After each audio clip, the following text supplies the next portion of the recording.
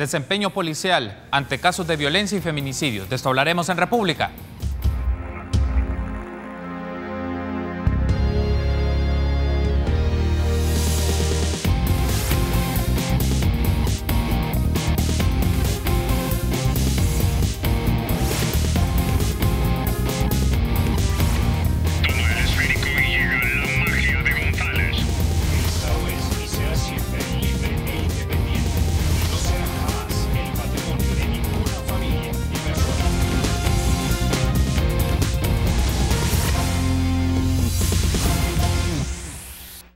¿Qué tal? Muy buenos días, qué gusto que nos acompañe en una nueva edición de República, viernes 4 de mayo del año 2018. Les saluda Carlos Monterrosa. Es un agrado que siempre esté pendiente de este espacio de opinión pública para construir análisis de diferentes perspectivas y temas que son parte de la agenda política e institucional de nuestro país. Es un gusto para mí saludar a Howard Cotto, director general de la Policía Nacional Civil. Buenos días, director, bienvenido a República. Muy buenos días, Carlos, es un gusto estar. He estado varias veces aquí, pero no contigo. Bueno, es la primera oportunidad, espero que sea la primera de muchas oportunidades que podamos platicar sobre el desempeño policial, sobre las actividades de la corporación ante diversos casos de violencia, inseguridad ciudadana y feminicidios. Y me gustaría iniciar con esto, director, es una pregunta creo que obligada, no solo por las condiciones en cómo está este caso y la investigación, también porque es una pregunta que muchas personas en redes sociales se han hecho. El primer aspecto, si hacemos una comparación o un paralelismo entre los casos de Carla Turcios y Carla Ayala, la Policía y la Fiscalía General de la República han desarrollado un despliegue bastante efectivo en el uso de las tecnologías en diferentes aspectos. ¿Por qué no lo han hecho en el caso de Carla Ayala? Es decir, el fiscal ha mencionado que utilizaron cámaras, registros de teléfonos celulares, una serie de dispositivos para mostrar la eficiencia que tienen ambas instituciones para esto. ¿Por qué en el caso de Carla Ayala no ha sido así? Justamente ayer me hacían la misma pregunta. Y qué bueno hacerla porque eso permite explicar a la ciudadanía que no es todo lo contrario.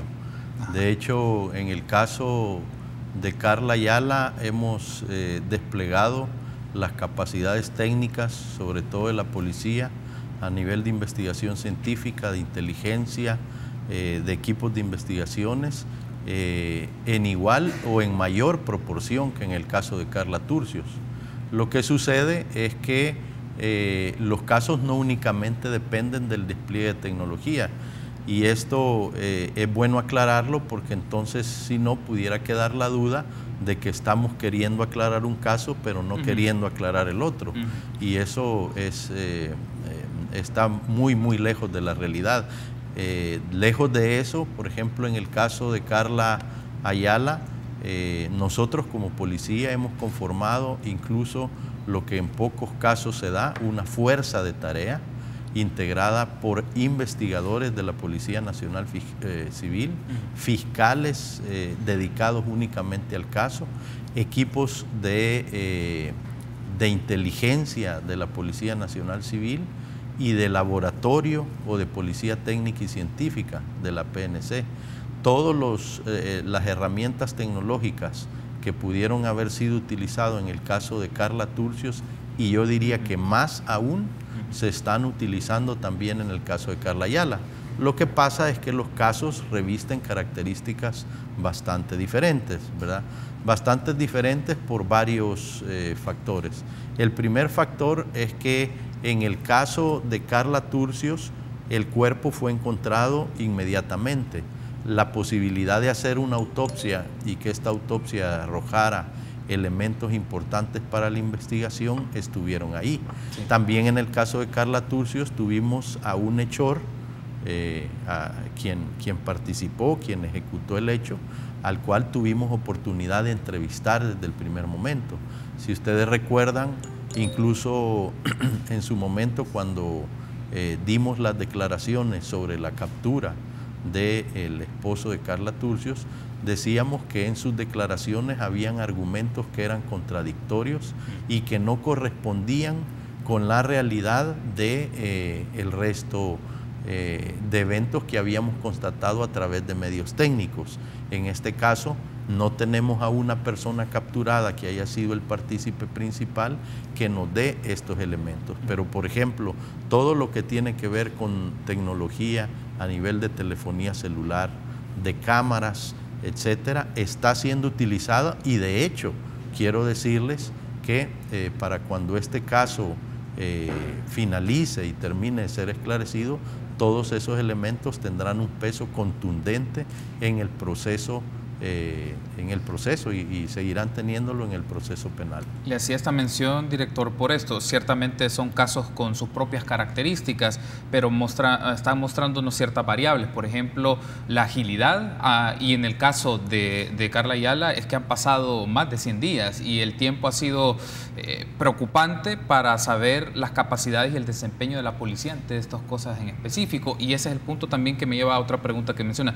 ¿Por qué no hemos conocido de estas uso de investigación, de estas habilidades de la policía en este caso en particular? Porque nosotros damos a conocer, como pasó en el caso de Karla Turcios, pero no solo en ese caso, sino en todo, nosotros damos a conocer específicamente qué elementos técnicos y qué elementos probatorios arrojaron hasta que el caso está resuelto. Nunca comentamos esos detalles mientras los casos están en curso. Si usted se recuerda incluso, en el caso de Karla Turcios, por hacer un parangón, pero no es el único, ¿verdad? Nosotros no dábamos este tipo de detalles durante el curso de la investigación. Por ejemplo, nunca manifestamos públicamente antes que había una contradicción entre la versión que él daba de a qué lugares se había dirigido en las horas en que ella pudo haber sido privada de libertad, en ese momento que era un supuesto, ¿verdad? Privada de libertad, dónde estaba él y qué datos nos arrojaban las cámaras. Nosotros ya lo teníamos, pero no lo dábamos a conocer públicamente. ¿Cuándo se dieron a conocer públicamente todos estos elementos? Cuando el caso ya fue resuelto, cuando estaba capturada la persona. Entonces, en este caso es lo mismo, ¿verdad? Nunca como criterio la policía o la fiscalía va a arrojar datos de ese tipo que pudieran interesarle a la prensa, los medios de comunicación pudieran tener mucho interés en esto, pero siempre hemos dicho, no solo en estos casos, repito, que todos esos elementos se ventilan una vez el caso ha finalizado, porque de lo contrario no solo se entorpece la investigación, sino que si hacemos una lectura un poco suspicaz de lo que sucede, pudiera interpretarse como que uno está adelantando elementos que pueden servir para que el caso no se esclarezca. Entonces eso nunca va a suceder, eso soy claro, ¿verdad? Ni en este ni en ningún caso, ¿verdad? Nosotros no podemos públicamente y de hecho, fíjate una cuestión interesante, en muchos casos se nos dice, ¿y por qué es que la policía a esta altura no sabe tal cosa? ¿Verdad? Y no es que la policía no la sepa en muchos casos, ¿no? Sino que esos elementos tienen que ventilarse hasta un momento apropiado. Pero no es porque se trate del caso de Karla Ayala, se trata de cualquier caso de investigación que nosotros hemos desarrollado. En un caso como esto sería como adelantarte que esta noche vamos a tener un operativo contra tal pandilla en tal lugar y pretendemos capturar a fulano y a mengano. Hay un asunto no sería lógico, ¿no? Antes de irme a la pausa, director, le consulto, hay un asunto con esto, porque en función de los acontecimientos y el tiempo que ha pasado, más de 3 meses, diferentes medios de comunicación han hecho a través de lo que está pasando en el juzgado pertinente una reconstrucción y nos han ido planteando un poco algunos de los acontecimientos, pero uno de los asuntos que queda muy claro es el encubrimiento. En el encubrimiento entre agentes de una unidad de élite de la Policía Nacional Civil, que ya no existe esa unidad, pero el punto es, y que nos lleva a un asunto de fondo, es un patrón de encubrimiento es algo que debe preocuparle a la ciudadanía que está ocurriendo en la Policía Nacional Civil. Y creo que ante eso sí puede existir una postura más institucional de las prácticas de todos los agentes involucrados o todas las personas involucradas, en este caso de Karla Ayala, como otros casos que pueden ocurrir dentro de la Policía Nacional Civil. Por eso es que el GRP ya no existe, ¿verdad? Porque efectivamente podemos estar ante un caso de encubrimiento. Ahora, basta con decir que hay de parte de miembros de la Policía Nacional Civil encubrimiento. No basta decirlo. En los procesos penales hay que determinar quién encubre, de qué forma lo hace. y qué elementos de prueba hay de eso para acusarlo penalmente, que termine en una resolución judicial que lo condene por ese hecho. Es decir, no basta con plantearlo como un fenómeno abstracto. Y por el otro lado, no se puede irresponsablemente generalizar, porque cuando hablamos de encubrimiento, no necesariamente se trata de que absolutamente todas las personas. Es decir, en materia de aplicación de derecho, aplicación de la ley en materia penal, es necesario una figura que es clave: individualizar. Si hablamos de encubrimiento, que yo concuerdo con esa posición también, ¿quién encubrió? ¿De qué forma encubrió? ¿Y cuáles son los elementos que nos van a llevar a probar que esta persona en específico encubrió? Entonces, en esa parte es la que es difícil trabajar, porque hablar de un fenómeno general a veces es menos complicado, ¿verdad?, que obtener los elementos probatorios que incriminen a una persona por haber cometido un hecho como el encubrimiento o cualquier otro, colaboración de cualquier tipo. Pero eso hay que demostrarlo y hay que individualizar quién lo hizo. Perfecto, tengo que hacer una pausa, vamos a seguir abordando este tema y también cuál es la postura y la reacción de la Policía Nacional Civil ante las circunstancias de los feminicidios que se han estado desarrollando en el país. Volvemos en minutos.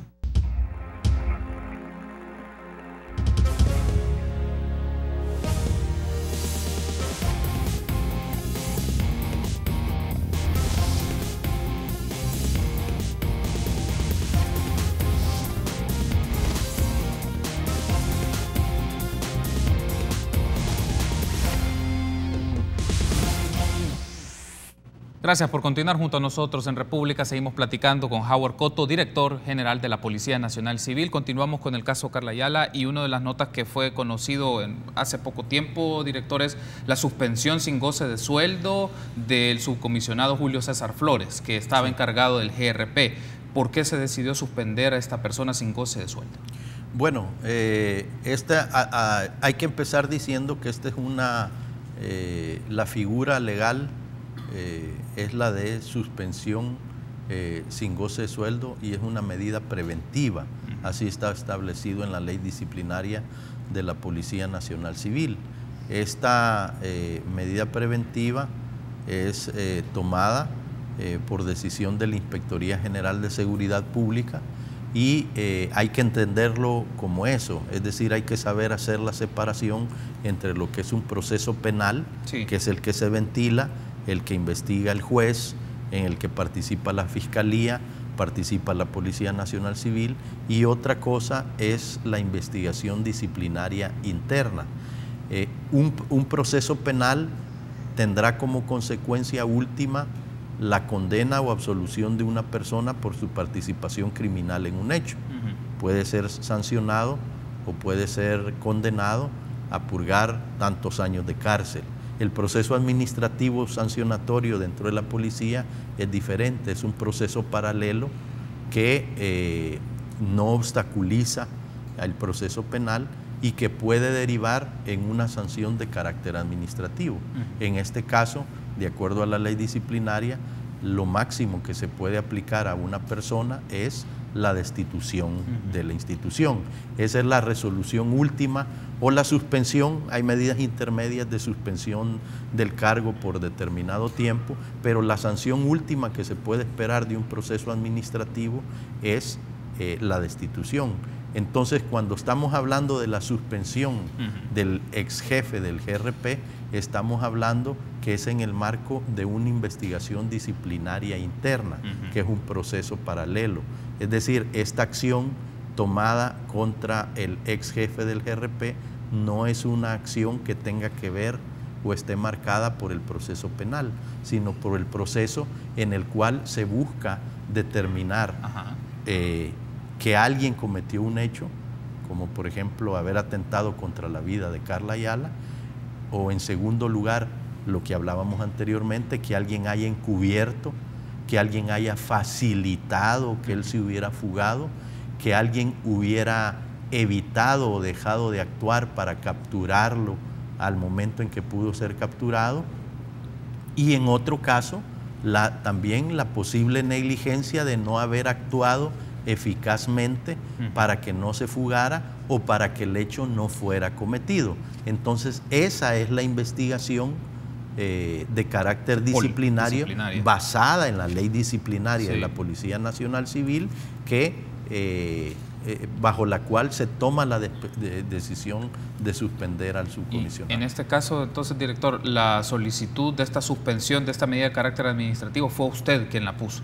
No, nosotros ya veníamos dándole seguimiento a esta parte, ¿verdad? Y al final es la inspectoría, porque hay que recordar en este caso que aquí hay una etapa de transición, ¿verdad? Si recordamos, hasta hace algunos años, de acuerdo a la ley, la Inspectoría General, que se llamaba Inspectoría General de la PNC, pasa por ley a ser un ente externo, una dependencia del Ministerio de Justicia y Seguridad Pública, y por eso incluso se cambia su nombre.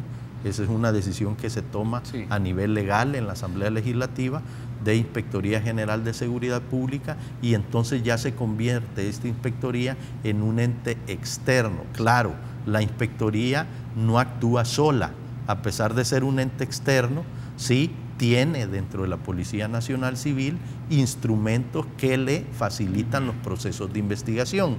En nuestro caso, la expresión más clara a nivel interno de eso es la Unidad de Investigación Disciplinaria, que es como los investigadores de casos criminales comunes, que son la herramienta que la inspectoría usa adentro de la policía.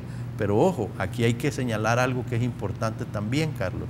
Si bien la inspectoría es un ente que ahora ya no depende de la Policía Nacional Civil, todos los elementos probatorios para el proceso de sanción de miembros de la policía se obtienen por parte de la Unidad de Investigación Disciplinaria de la PNC, pero terminan siendo conocidos, que esta parte es importante y casi no se conoce públicamente, por un tribunal, ¿verdad?, específico, que lo tenemos regionalizado, donde los presidentes también son nombrados por el Ministerio de Justicia y Seguridad Pública.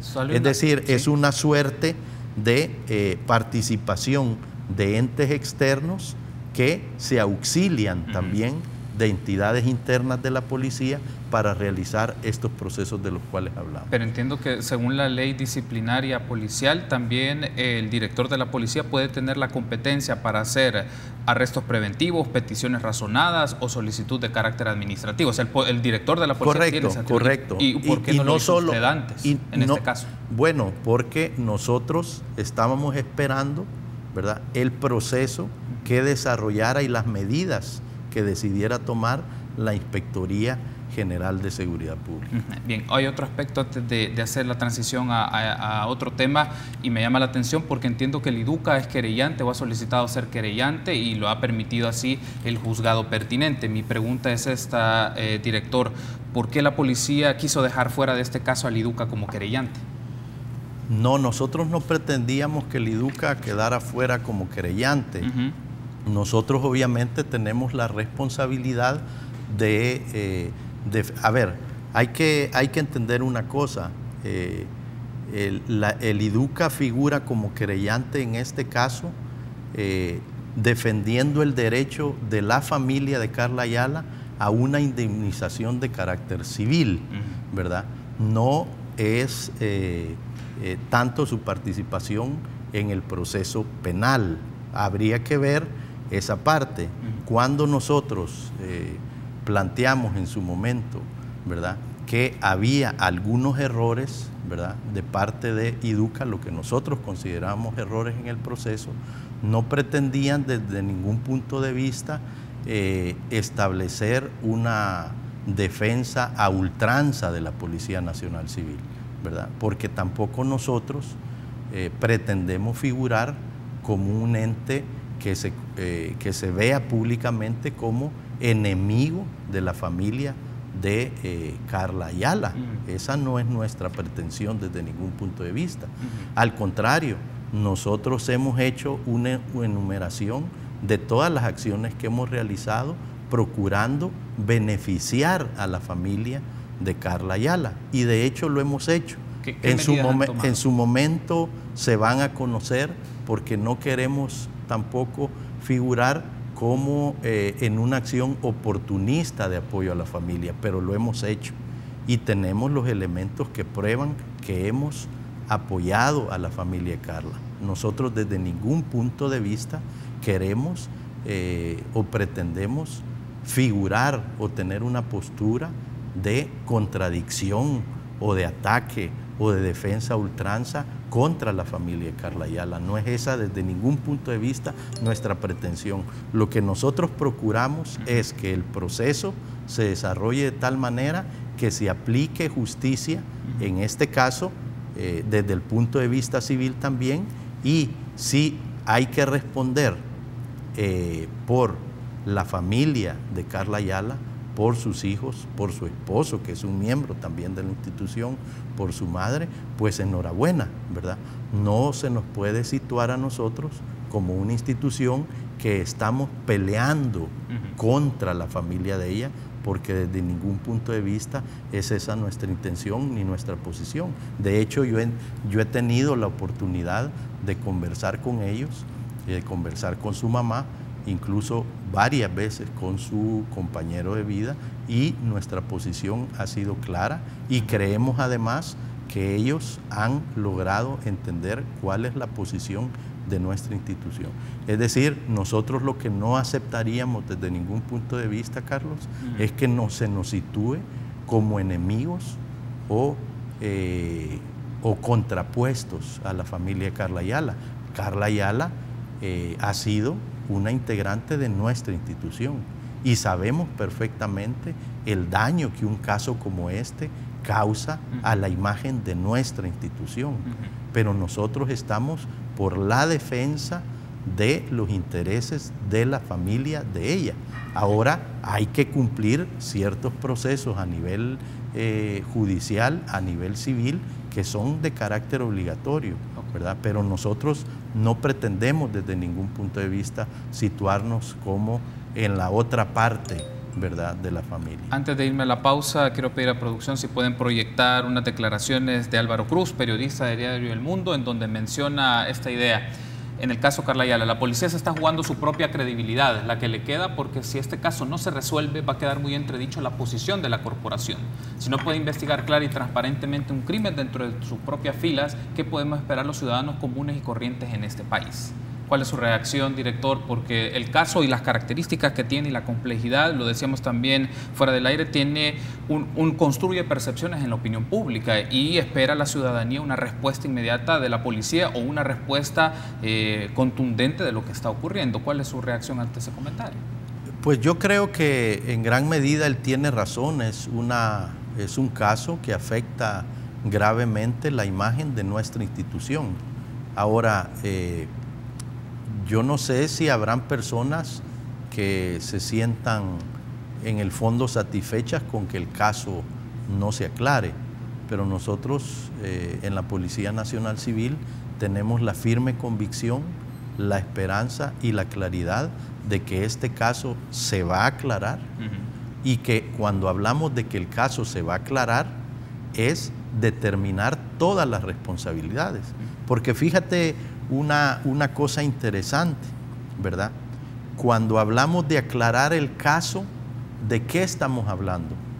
Estamos hablando precisamente de todos aquellos elementos que pudieran generar algún nivel de negligencia, coparticipación, encubrimiento por parte de miembros de la Policía Nacional Civil. Porque nosotros tenemos claro quién es el hechor. De hecho, este hechor tiene orden de captura, tiene difusión roja. Entonces, esa parte, ¿verdad?, para nosotros, en la ejecución material del hecho, tenemos claro a nivel policial, a nivel fiscal y a nivel incluso judicial de quién lo cometió, ¿verdad? Ahora, la deuda que nuestra institución tiene en este caso es, obviamente, el encontrar a Karla, el detener al hechor y establecer la participación de otras personas que por actos de negligencia o colaboración hubieran podido facilitar que el caso esté en el estado en el cual se encuentra. Yo, sinceramente, Carlos, tengo la esperanza de que eso sí se va a lograr determinar a través de la investigación. Muy bien, director. Y va a quedar claro en su momento que la participación, que son los hechos de los cuales no podemos hablar en este momento, que la participación de la Policía Nacional Civil como institución en el esclarecimiento de este hecho es clave, es determinante y va a ser un elemento importantísimo, si no es que el más importante, para resolverlo. ¿Por qué? Porque en este caso no solo es un atentado contra una compañera nuestra, sino que además ha puesto en duda, como dice Álvaro, la credibilidad de nuestra institución. Perfecto, director. Tenemos que hacer una pausa. Al regresar me gustaría que hablemos de los feminicidios y las estrategias de la Policía Nacional Civil ante estos casos. Regresamos.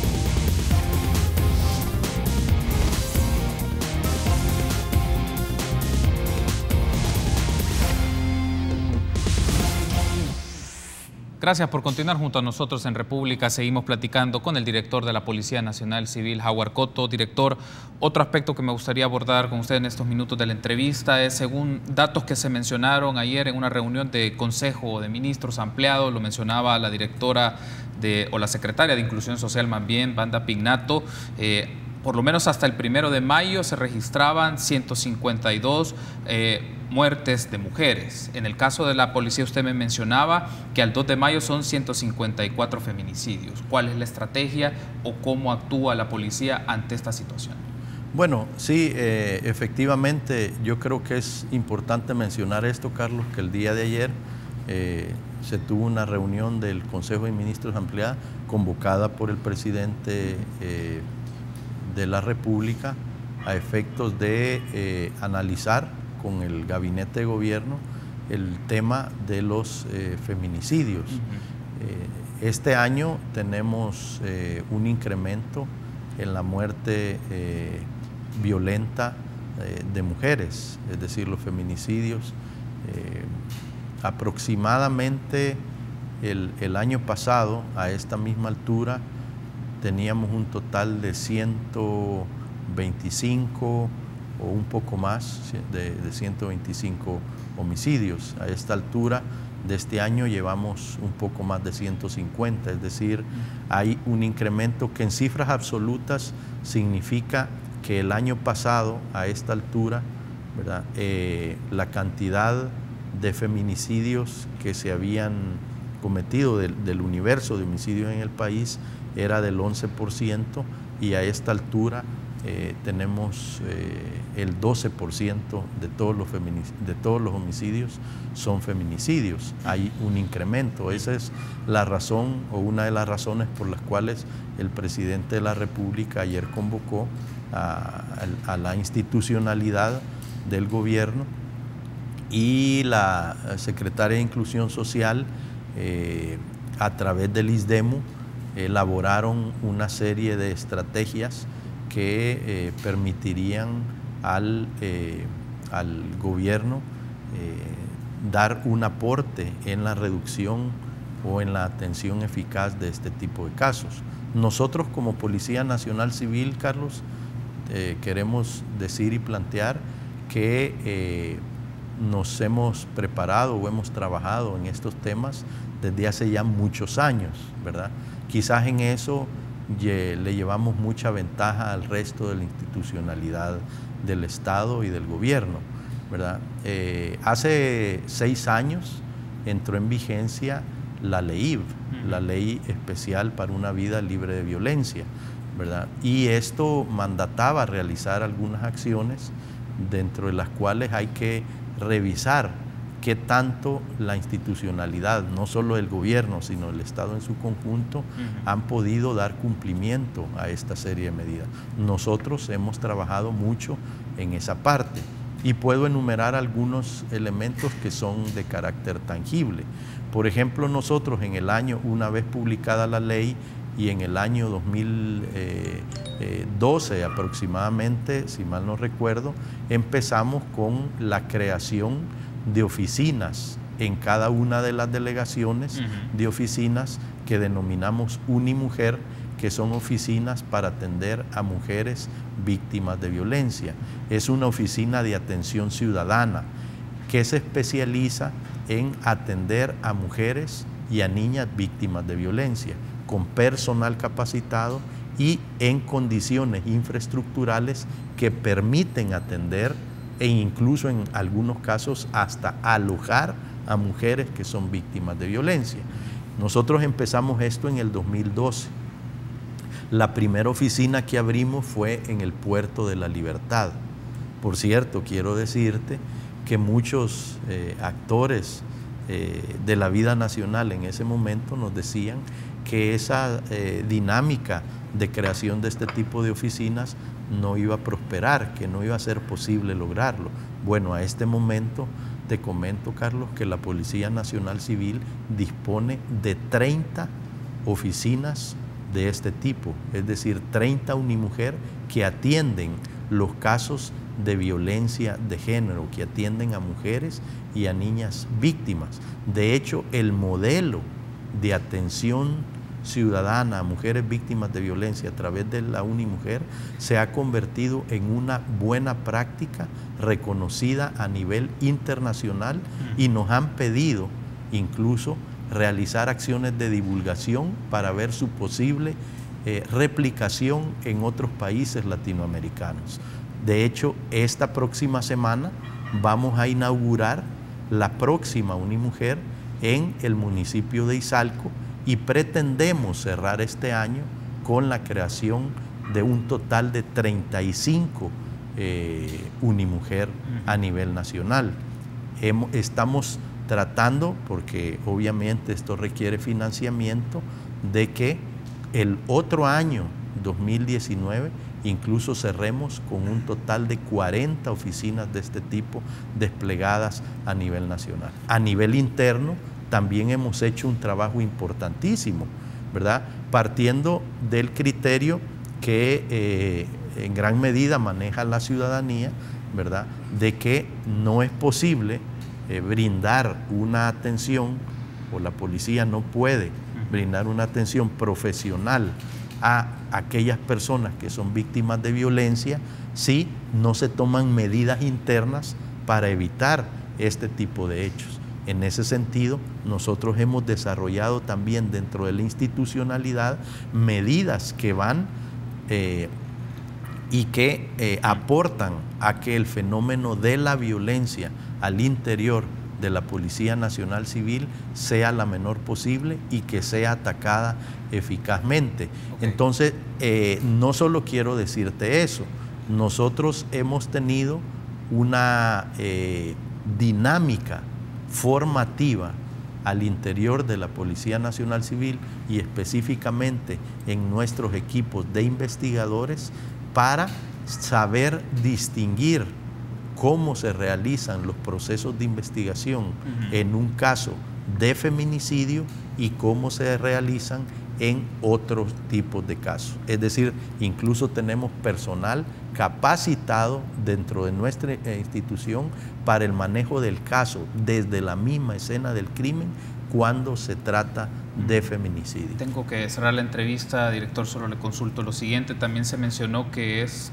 un despliegue externo, es decir, hacia la sociedad a través de las oficinas y el equipo especializado, pero también al interno, es decir, que hay mujeres, agentes policiales que son víctimas de violencia también en la corporación. Tengo entendido, usted me corregirá si el dato no es así, que hay por lo menos 99 denuncias de mujeres contra hombres en el seno de la Policía Nacional Civil. Sí, efectivamente.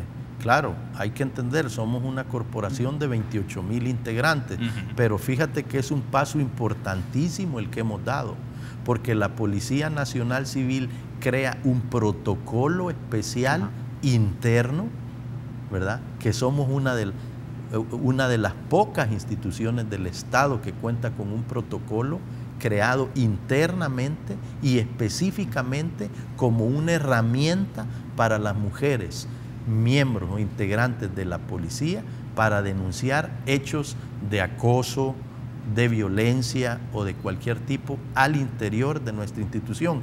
El protocolo ha sido tan eficaz que a esta altura, desde su entrada en vigencia, hace aproximadamente menos de 2 años, ¿verdad?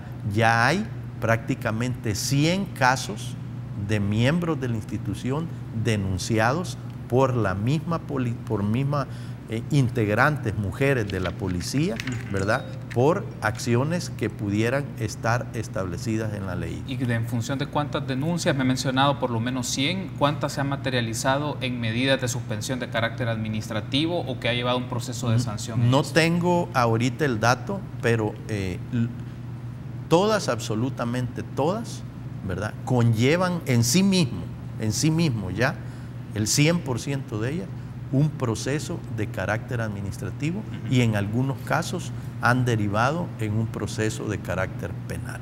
Ok, director, ha sido un gusto, gracias por haberme acompañado en este espacio de entrevista. Espero que sigamos encontrándonos para discutir el trabajo de la corporación y de la seguridad pública. Gracias. Gracias, Carlos. Gracias por haberme acompañado, permítanos una pausa, continuamos con más entrevistas.